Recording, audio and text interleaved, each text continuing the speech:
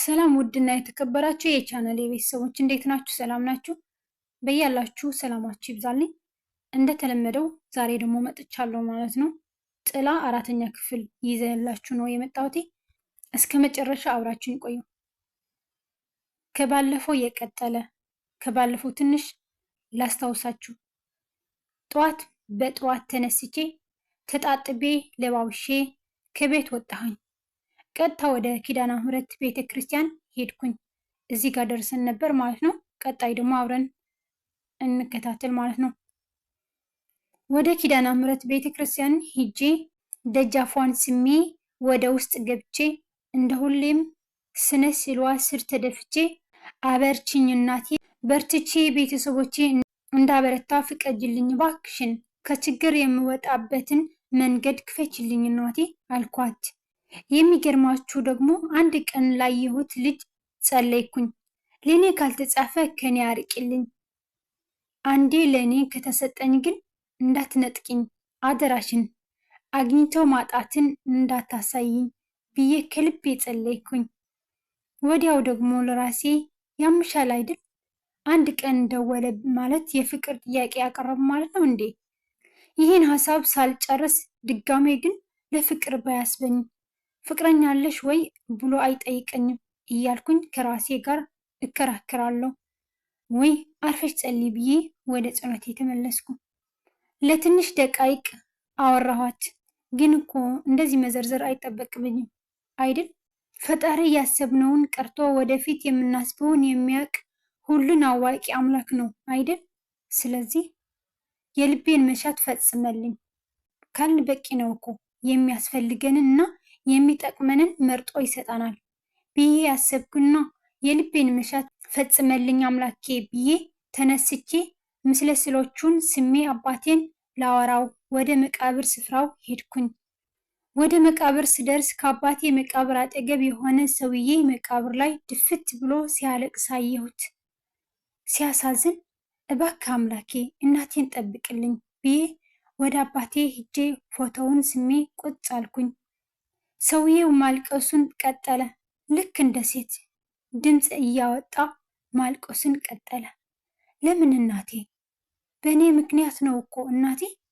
ናፍቆትሽን ስራብ እናቴ፣ የእናትነት ፍቅርሽን ስመኝ ነበር እኮ። አንዴ አግኝታት በሰምኳት ስል ነበር እኮ እናቴ ይላል ስቅስቅ ብሎ እያለቀሰ። እንኳን ትልቅ ወንድ ልጅ ይቅርና ትንሽ ሕፃን ራሱ ስታለቅስ ማየት አልወድም። ለቅሶ እጠላለሁ፣ ይጨንቀኛል። በሰውየው አለቃቀስ አብሬው ሳለቅስ ነበር። ወዲያው ማልቀሱን አቁሞ አንገቱን መቃብሩ ላይ አድርጎ ዝም አለ። እኔም ለካ አባቴን አላወራሁትም ብዬ ወደ አባቴ መቃብር ዞሬ ስለ አጎቴ መምጣት ብዙ ነገር እንዳመጣልን፣ ለእናቴ ብር እንደሰጣት፣ ማታ ለብዙ ሰዓት ስናወራ እንደነበር፣ ምን እንዳወራን ሳይቀር ሁሉንም ነገርኩት። እንደምጽናና እና ስራ ፈልጌ እንደመጀመር በሃይማኖቴም እንደምጸና ቃል ገባሁለት። በረጅሙ ተንፍሼ ቀና ስል መቃብሩ ላይ ቅጠል ምናምን አርፎበታል። ከዛ ራሴ ላይ የማርጋትን ሻርፕ አውልቄ መጥረግ ጀመርኩኝ። ፎቶውንም ወልወልኩትና ሻርፔንም አጣጥፌ መቃብሩ ላይ ቁጭ አደረግኩት። መልሼ ቁጭ ብዬ ወደ ልጁ ስዞር አሁንም ድፍት እንዳለ ነው። አሳዘነኝ። መልሼ ወደ አባቴ ፎቶ ስዞር ልዑል ትዝ አለኝ።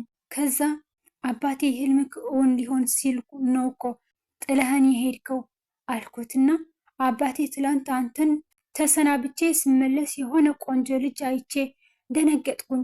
እኔ ያንተ ግትር፣ እኔ ያንተ ሽንፈትን ጠሊታ፣ እኔ ያንተ ግዴለሽ፣ እኔ ያንተ ወንድ ልጅ ጠሊታ በአንድ ቀን እይታ ፍቅር ያዘኝ። ለእኔ ይሁነኝ አይሁነኝ አላውቅም፣ ግን ደግሞ ደስ የሚል ልጅ ነው ብዬ የተፈጠረውን ሁሉንም ነገርኩት። አባቴ ሁል ጊዜ የልጅ ልጅ ሳላይ እንዳልሞት መቼ ነው እንደ ሌሎቹ ልጆች ፍቅረኛ የምትይዡ ይለኝ ነበር። ቀለል ብሎኛል። ከተቀመጥኩበት ተነስቼ የአባቴን ፎቶ ሳምኩኝና እንደተለመደው የት እንደምሄድ ባላቅም ሊሄድ ነው ብዬው ከተቀመጥኩበት ስዞር ሰውየው ከፊት ለፊቴ ግትር ብለዋል። ክው ነው ያልኩት። እንደዚያ ሲያለቅስ አብሬው ያለቀስኩት ስለ እናቱ እያወራ የነበረውን ሁሉ የሰማሁት ሰው ትላንት በአጋጣሚ የተዋወቅኩት ልዑል ነበር። ፍጥጥ ብዬ አየሁት። እሱ ደግሞ እየሳቀ ያየኛል። ምን የሚያስቅ ነገር አለ? አሁን እያለቀሰ አልነበር እንዴ? ሆ እያልኩ እያሰብኩ እያለ የምርሽን ነው እንዴ አለኝ። ምኑ? ለአባትሽ ስለ እኔ የነገርሽው ነገር አለኝ እየሳቀ። ምኑ አልኩት ከድንጋጤ ተመልሼ ኮስተር ለማለት እየሞከርኩኝ። አስብ እስኪ እስካሁን ያወራሽው አለኝ። ፊቱ ላይ ደስ የሚል ፈገግታ አለ፣ የምር የሚመስል ደሞ እኮ እንኳን እስካሁን ስቅስቅ ብሎ ሲያለቅስ የቆየ ይቅርና እድሜ ልኩን አልቅሶ የሚያውቅ አይመስልም። ሆ አንዳንድ ሰው ግን ታድሎ እያልኩ እያሰብኩ እሱ የሚለውን መስማት አቁሜ ነበር። እጁን በፊቴ ላይ ያውለበልባል። ጠዋት ሰዓት አርፍዶ ቀጠሮ እንደሚያምልጠው ሰው ብንን ብዬ ነቃሁ። እያስታወስሽ ነው አለኝ። ወደ አባቴ መቃብር ዞሬ ስለ አፈቀርኩት ያልኳት ቃል ትዝ አለችኝ። በስማም የደነገጥኩት ድንጋጤ መገመት ከባድ ነው።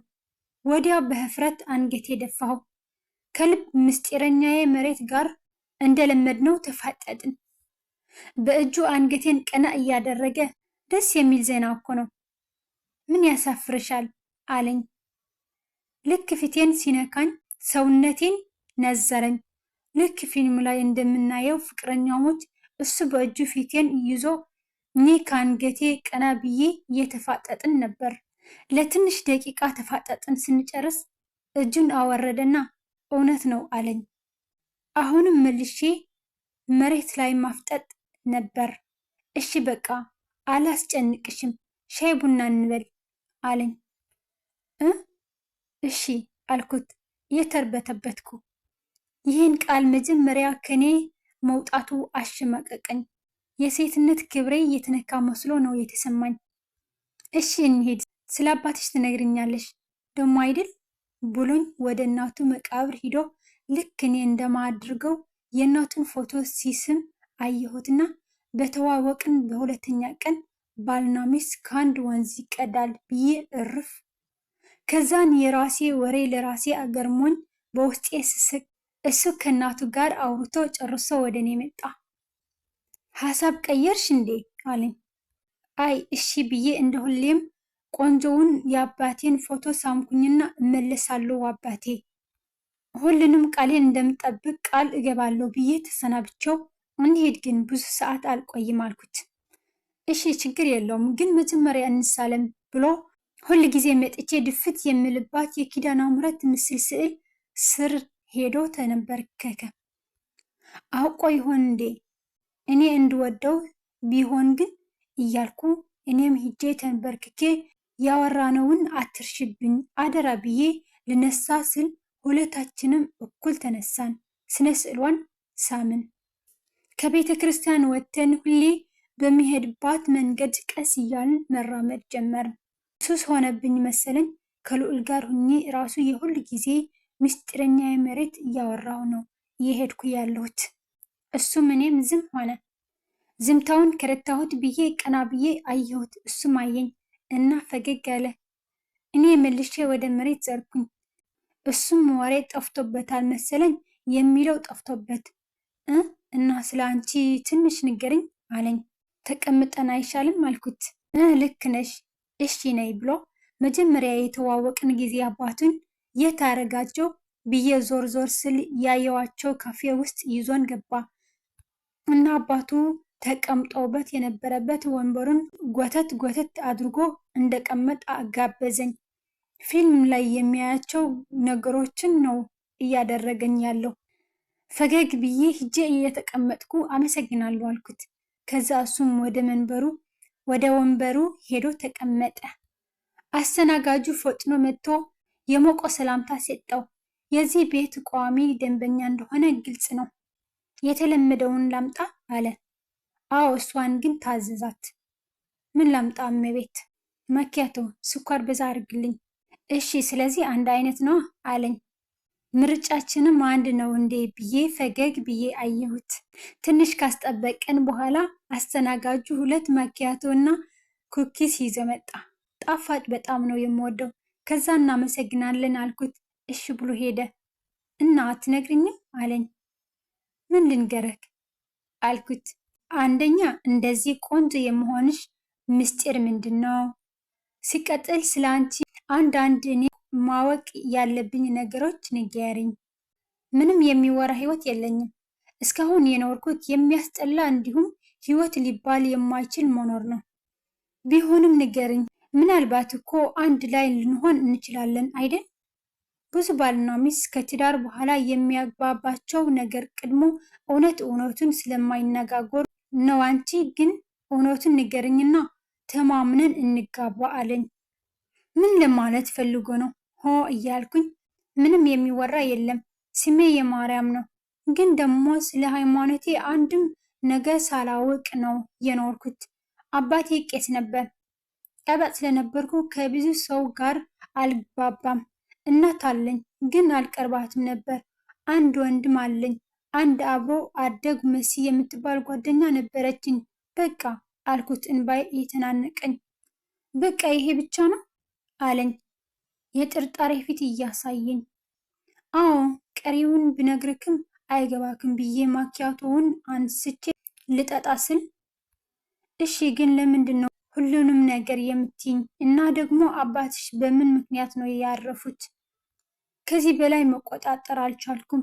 እንባዬን ለቀቅኩትና በሚቆራረጥ ድምፅ፣ አንድ ቀን እንደ ውጪ ሰው እንኳን አክብሬው ሳላውቅ፣ አንድ ቀን ምክሩን ተቀብዬው ሳላውቅ፣ አንድ ቀን እንኳን አመስግኘው ሳላውቅ፣ አንድ ቀን እንደምወደው ነግሬው ሳላውቅ መኪና ወሰደብኝ። ንሱም አላበቃ ብሎ የአባቴን ሞት ሰምተ እኔ ብቻዬን መርዶዬን እንዳልሰማ ብላ ከጎኔ ለመሆን እየተጣደፈች ስትመጣ እሷንም መኪናውን ወሰደብኝ። በአንድ ቀን አጣኋቸው።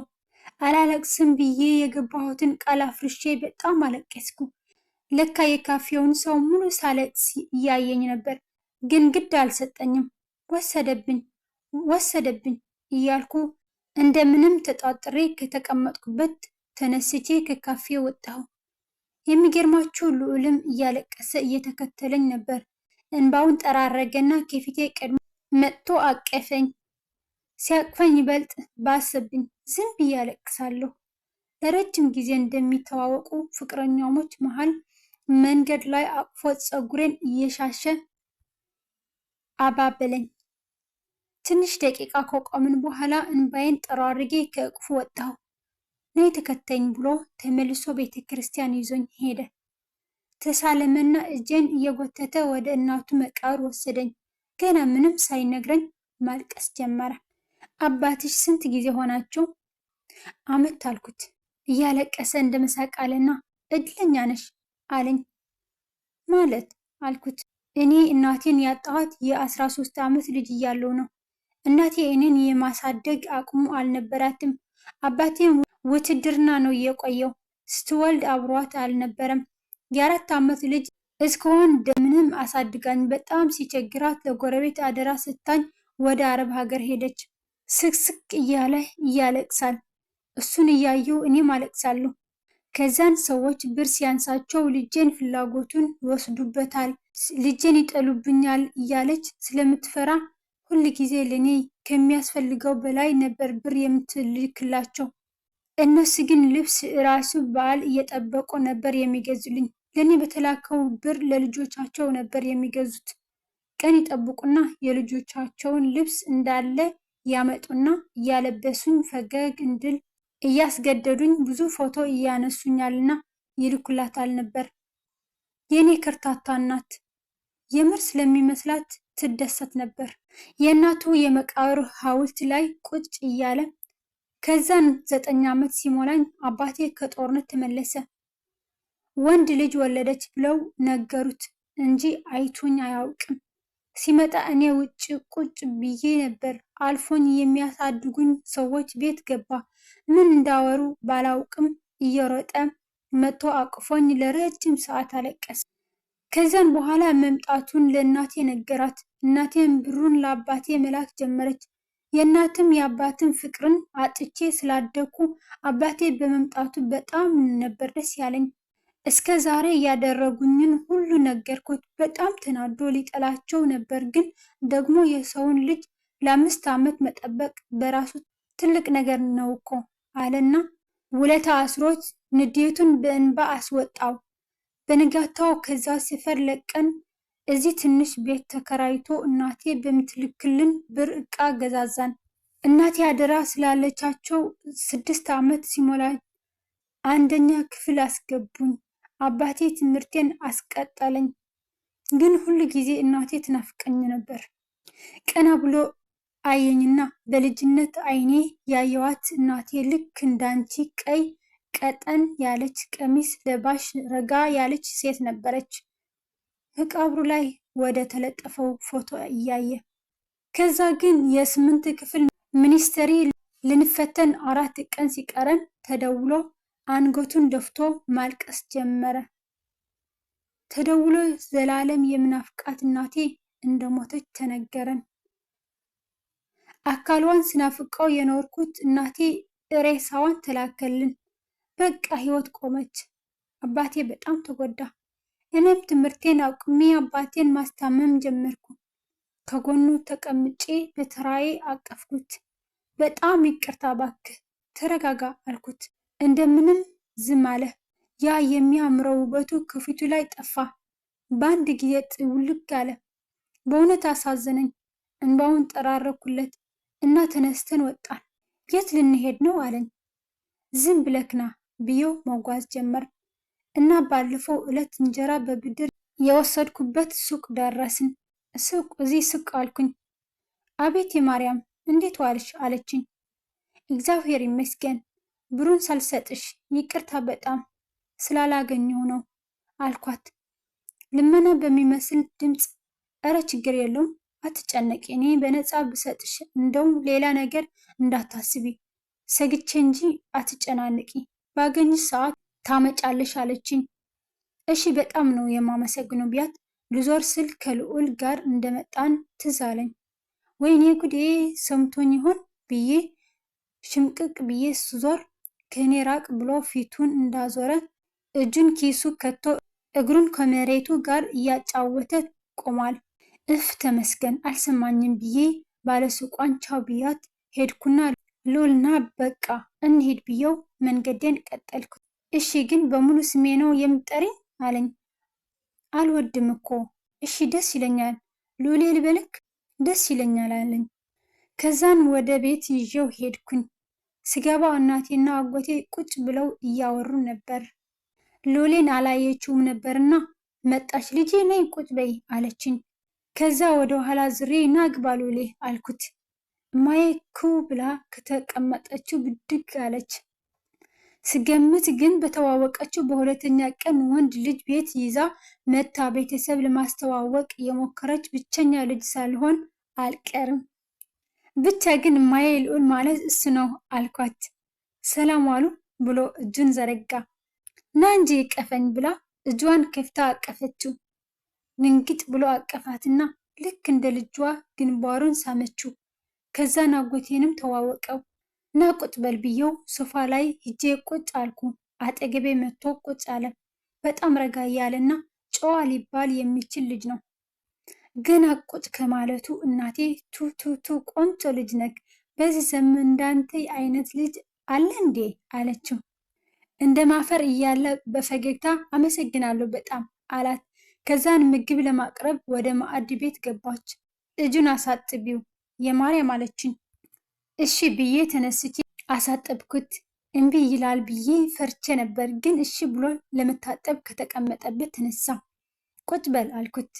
አረ ችግር የለውም ለቤቱ ነው አለኝ። ትንሽ ፈታ ላድርገው በዛውም ሼም ይዞት ይቀመጣል ብዬ አስቤ ሚስት ለባሏ ትገዛ ይላል ቃሉ አልኩት። አንገቱን ደፍቶ ከልቡ ሳቀና ቁጭ አለ። እኔ ግን አልገርምም በእናታቸው ይህ ሁላ ኮንፊደንስ ከየት እንዳመጣሁት ራሴ አላውቅም። እናቴ በቻለችው መጠን ቆንጆ አቀራረብ አቀረበችና ወደ ምግብ ጠረጴዛው እንዲመጣ ጋበዘችው። እሺ ብሎ ሄዶ ተቀመጠና እንብላ አላችሁ። እናቴ ቀበል አድርጋ በልተናልና እኛ የማር አንቺ አብራችሁ ብሉ አለችኝ። እሺ ብዬ ታጥቤ አብረን መብላት ጀመርን። እናቴ ቡና አፈላችልን። ብዙ ነገር አወሩ። በነፃነት ማውራት ጀመረ። እናቴ ከልቧ እየሳቀች አየኋት። በጣም ደስ አለኝ። ምናልባት እኮ እኔን ለማጽናናት ፈጣሪ ልኮልኝ ነው ብዬ አመንኩኝ።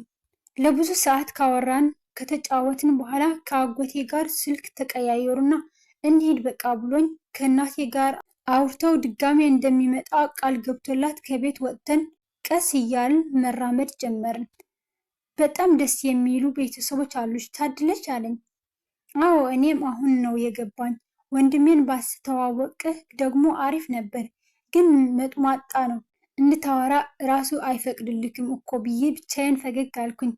ስንት ዓመቱ ነው አለኝ። 14 ዓመቱ ነው አልኩት። በቃ ታስተዋውቅኛለሽ፣ መምጣቴ አይቀርም አለኝ እና ቅድም የምንቆምበት ማለትም የተበደርኩባትን ሱቅ አለፍ እንዳልን ከዚህ በኋላ አውቀዋለሁ ተመለሽ አለኝ። እሺ ግን አንድ ጥያቄ ልጠይቅህ አልኩት። እሺ። ቤተሰብ ለማስተዋወቅ ፈጠንኩ አይደል? በእኔ ላይ ያለ ከአመለካከት እንዳይሳሳት አደራ አልኩት እና ምላሹንም ሳልጠብቅ አቅፌው ደህና ደር፣ ቤት ስትገባ ደውልልኝ ብዬ ጥየው ሄድኩት። ቤት ስገባ እናቴና አጎቴ በር ላይ ቆመው ጠበቁኝ። ወይኔ በቃ አለቀልኝ። በአንድ ቀን ሰው እቤት እንዴት ታመጫለሽ? አዋረድሽን ሊሉኝ ነው። ወይኔ ጉዴ እያልኩኝ አንገቴን አቀርቅሬ እጄን እያሻሻው ወደ እነሱ ስቀርብ ነይ ቀፊኝ እስኪ የኔ ልጅ፣ ቆንጆ ምርጫ ነው ያለሽ። ከማማሩ እርጋታው፣ በዛ ላይ አክብሮቱ ከአይን ያውጣችሁ የኔ ልጅ አይለያችሁ። እኔ ግን ስሙ መካሻ ቢሆን እመርጣለሁ እያለች ከአጎቴ ጋር ይሳሳቃሉ። ያልጠበቅኩት ነገር ስለሆነ ድርቅ ብዬ ሳያቸው ነበር። አጎቴ ደግሞ የሚጠንቀቅ በይ፣ ከትዳር በፊት ምንም እንዳታድርጊ፣ መቸኮል ዋጋ ያስከፍልሻል። በዋናነት ደግሞ ውሸት ሱስ እንዳይኖርበት አጣሪ አለኝ። እሺ አጎቴ፣ ግን ደግሞ ድንገት ሱስ ካለበት ምን ላድርግ ነው? ወድጀዋለሁ እኮ ከሱ መራቅ ይሄን ያክል ቀላል ነው አልኩት እንደ ጥያቄ። አይ ልጄ፣ እነሱም እኮ ፈልገው የሚገቡበት ነገር አይደለም። እንደዚህ አይነት ነገር ውስጥ ሲገቡ ከፍቅር አጋራቸው ውጪ ማንም ሊያስቆማቸው አይችልም። እናታቸውም ብትሆን እናት እንደሌለው አላወቀ። ስለዚህ መራቅ መፍትሄ አይደለም። ይልቁንም ከበፊቱ በበለጠ ሁኔታ ቀርበሽ ጊዜውን መቆጣጠር አለብሽ አለችኝ። ጊዜውን መቆጣጠር ማለት አጎቴ ጠየቅኩት። ማለትማ ሱሱን ለማስታገስ የሚሄድበትን ሰዓት መርምረሽ አውቀሽ ሰበባ ሰበብ እየፈጠርሽ ወደ አንቺ ጥሪው። አንቺ ጋር ሲመጣ ባለሽ ነገር ጽድት አድርገሽ እየጠበቅሽ በፍቅር ቃላቶች አባቢው። እርግጠኛ ነኝ ከሱስ በላይ አንቺን ይወድሻል። እሺ አጎቴ፣ ግን ይህን ሁሉ በምን አወቅ? ደርሶብክ ነበር እንዴ አልኩት ፈገግ ብዬ። የዚህ ነገር ሰዎች በራሳችሁ ካልደረሰ ሁሉም ነገር ልክ የሚሆንና የሚጎዳም የሚጠቅምም አይመስላችሁም። የሌሎችን ታሪክ አብዝተሽ ስታዳምጭና ስትረጂ ሁሉም ነገር ባይደርስብሽም ይገባሻል አለኝና ወደ ቤት ገባን። ቤት ገብተን ትንሽ ከቆየን በኋላ አጎቴ ነገ ወደ ሀገሩ እንደሚመለስ ነገረን። ልክ እንደ አባቴ ጥሎን ሊሄድ መስሎ ተሰማን። ከፍቶኛል፣ ግን ቅር አትሄድ ማለት አልችልም። ስለዚህ ዝም አልኩኝ። እንደተለመደው ቁጭ ብለን ስናወራ ወንድሜ መጣ። ሰዓት ሳይለካ 12 ሆኖ ነበር። ደግሞ ሉሌ ከ4 ጊዜ በላይ ደውሎ ነበር። አላነሳ ስለው እሱ በሌላ መንገድ ተረድቶት መሰለኝ ይቅርታ በጣም ግን ገብቻለሁ ብሎ ቴክስት ልኮልኝ ነበር። ወደ መኝታ ቤቴ ገብቼ ስደውል ስልክ አይሰራም። ምን እንደሆነ አላውቅም። ነገ እንገናኛለን ብዬ መልሼ መሰጅ ላኩለትና ወጥቼ ካጎቴ ጎን ቁጭ አልኩኝ። 3 ሰዓት ሲሆን እነ እማዬ እራት በሉ። ሳልነግራችሁ እራት መብላት አልወድም ነበር፣ በልቼም አላውቅም። ከ15 አንድ ጅምር እራት በላልተን ተነስተን ተኛን። ጠዋት በጠዋት እናቴ ቀድማ ተነስታ ቁርስ በላልተን አጎቴን ልሸኘው ወጣሁ። ቀድመን ቤተ ክርስቲያን ነው የምንሄደው፣ አባትሽን ንሳናበተው አለኝ። እሺ ብዬ ኪዳነ ምሕረት ቤተ ክርስቲያን ተሳልመን ቀጥታ ወደ አባቴ መቃብር ስንሄድ የአባቴ እና የልዑሌ እናት መቃብር ጽድት ብሏል። አበባ ተደርጎበታል። በቅርቡ ውሃ እንደጠጣም ያስታውቃል። አጎቴም ተንከባካቢ አለ እንዴ አለኝ። እንደሱ ሀገር መስሎት እኔ እንጃ አጎቴ አልኩት። ወደ አባቴ መቃብር ሄጄ ፎቶውን ስሜ ቆምኩ። አጎቴም ቆመና አባቴን እንደ አንድ ነገር አለው። ከዛን እኔ በወር አንድ ጊዜ ብቻ አባቴን መጎብኘት እንደምችል ነገረኝ። እሺ አልኩት። ግን ሀሳቤ ማን ነው የጸዳው የሚለው ሀሳብ ጋር ነበር። ድንገት ጎንበስ ስል ከአበባው ስር ወረቀት አየሁት። አጎቴ እንዳያየው ብዬ ቶሎ ጎተት አድርጌ ቦርሳዬን ውስጥ ከተትኩት። ውድና የተከበራችሁ የጥላ እውነተኛ ታሪክ ተከታታዮች ሁላችሁም ጥላ ክፍል 4 በዚህ ተቋጭቷል። በክፍል 5 ያገናኘን። እስከዛ መልካም ቆይታ ይሆንላችሁ። ለቻናሌ አዲስ የሆናችሁ ሰብስክራይብ እያደረጋችሁ አስተያየታችሁን በኮሜንት ላይ ያስቀምጡልኝ። መልካም ጊዜ